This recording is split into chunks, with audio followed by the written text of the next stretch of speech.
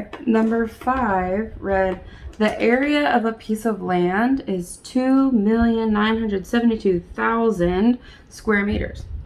Really, really big. How is this number of square meters written in scientific notation?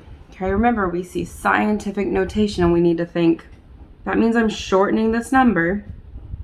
Okay, I'm going to move that decimal to shorten it. I can end up with one number to the left of my decimal that's not 0. The rest will fill in on the right. I have to leave them in order. And I'm multiplying it by a power of 10. Okay, so times 10 to the something. That's how many times the decimal had to move. Okay, so our number, 2972, and then 3 zeros. Okay,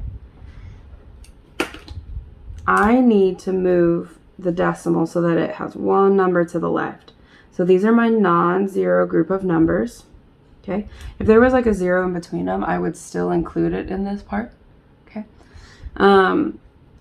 these are my non-zero numbers. I'm going to group them together. Okay, these 3 zeros will for sure be cut off when I jump that decimal, right?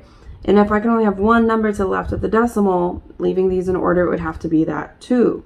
So I'd have 2.972, okay?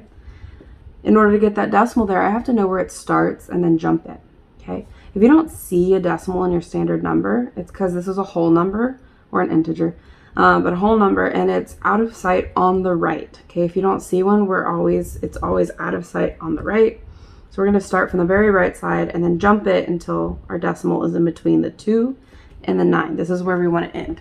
Okay, I'm going to start here and go 1, 2, 3, 4, 5, 6. Okay, it took 6 whole jumps to get there. All right, when you do this by yourself, you need to write your number down on paper and show your jumps.